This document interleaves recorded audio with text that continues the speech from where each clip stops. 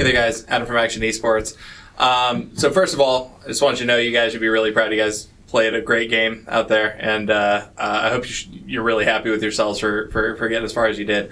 I just want to know how you guys were able to bounce back after getting off on kind of a rough start map 1. We didn't. We lost map 2 just as fast. But then after that, we just went back, talked to the team, talked to each other, figured out like their style and how they were playing and how we wanted to adapt and play around it.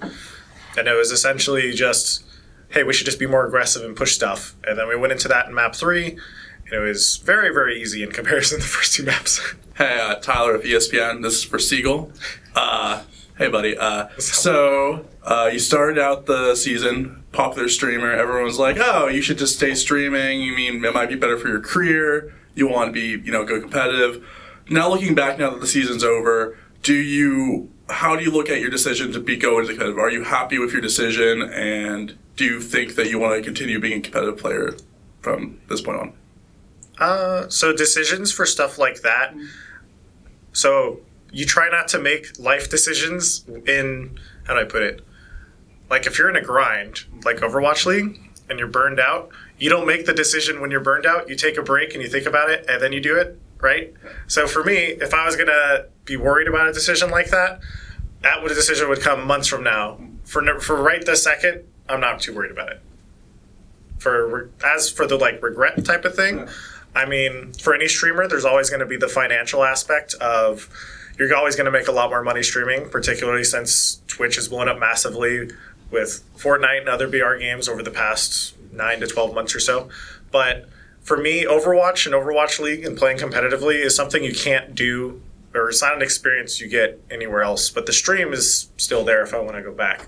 So if I wanted to play, this was this is it. I don't know if I'm going to be good enough next season. When that was my thought process going into season 1, right? I didn't know anything about season 2. I was like, oh yeah, season 1, I think I'm good right now. I could probably do it. And I just went for it. So. Hi, I'm Matt from Heads Up Daily TV. In stage 4, you guys completely flipped the script from the first 3 stages. So how did you guys just come to life all of a sudden in stage 4 when the first 3 were a little rough? Mostly because we got more coaching staff. We got Aero. He's really good at managing the other coaches and making us work with the right things, right? And not just do random stuff. And I think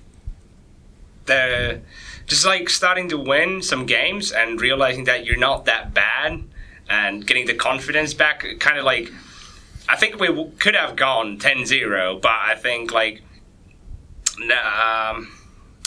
don't think that stage was enough for us. If we started this transformation from stage 3, this stage would have been completely different. Hey guys, this is Brendan from the Game House. This question is slightly for Arrow, slightly for Harry Hook, and slightly for Mickey. Flipping the script and focusing on player mentality has been a big deal for you guys and for every team in the Overwatch League this season. Has Arrow worked on having you guys take a more active role in maintaining the mental health of the team? I know, Mickey, for instance, you're always out there keeping everybody smiling and laughing, doing the DBZ dances and everything. Did Arrow specifically say, make sure you're doing that all the time, or did you just kind of keep things as they were? Well, for me, I used to do that since I started playing competitively, when I was 16 maybe. I just thinking about sometimes people have to make it serious, but when you make it too serious, you will forget that we play video game for fun. Even though it's a job, but if you take it too serious, it might make you be unhappy about it. And if you're unhappy about it, it will cause you play worse. And it will make the team play worse, not just you. So for me, I just do it because I'm thinking about the team mentality.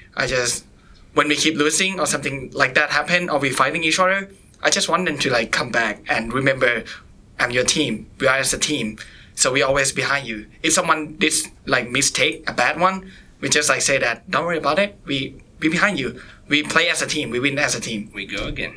Yeah, as a team.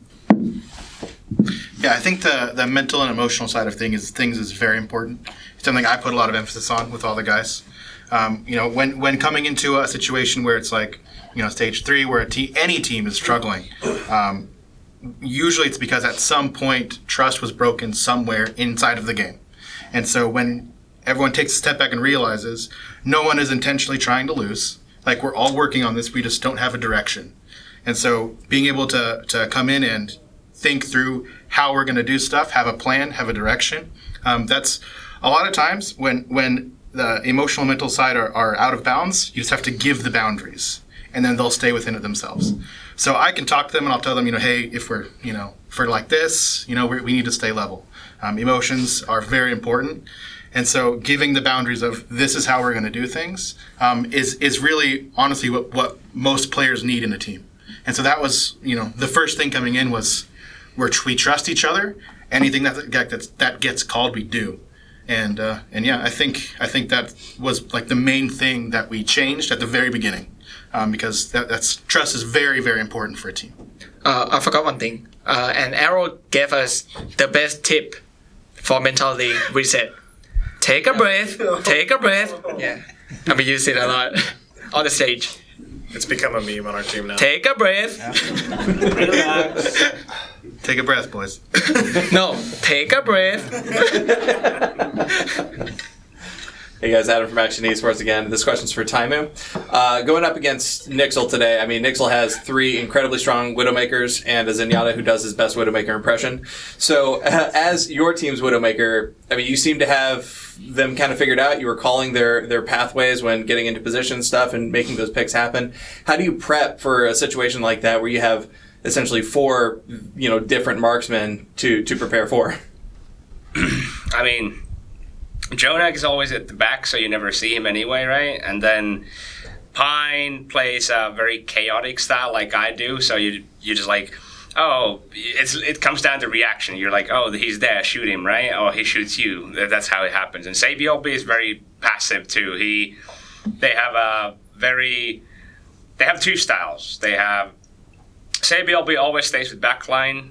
Pine does whatever he wants, right? And it's pretty easy to figure out. And they, obviously for me, I think I was super anxious during the match, so I didn't, they were focusing me super hard. So I was like, what do I do? I'm just a walking bait, right? But as soon as we figured out what they're doing, I started playing better. Okay, so in a lot of those games, Harry Hook, actually, you were stepping up in a big way and being very aggressive. Towards the end, I believe at the end of your guys' first defense on King's Row, you had more final blows than JjoNak. Why? What flipped that switch for you to just decide, I'm going to go in there and shoot everybody I see in the face? Since the second game, we talk about what's happening, and we pretty much say we are playing so scared, so we have to play more aggressive. For me, individual as a Mercy, I like to play aggressive, so... it's a Spanish thing. It's a Spanish thing. So... Tuno, Harry Hook, Dak. Yeah. Anyway... All fraggers. Yeah. We talk about it, we have to play way more aggressive. That's the only way we can actually win. And I think that's the reason why actually we step up. Otherwise, we will lose 3-0 super fast. So real quick, the casters dropped a stat on us today that you guys are the only team to ever take a King's Row map off of NYXL. That's got to feel pretty good as a prize to walk away with for the season, right? Yeah, I think we were struggling very hard with that King's Row the past 2 weeks or so in scrims, and we talked, I think 2 days before, after did we beat Valiant on it? Yeah, we did, right? Yeah, we did. Yeah, I was we finally got our stuff together, and we were very, very confident going to King's Row, and that's what happened. Thanks a lot, guys. Thank you. Thank you, Dallas. Thank you.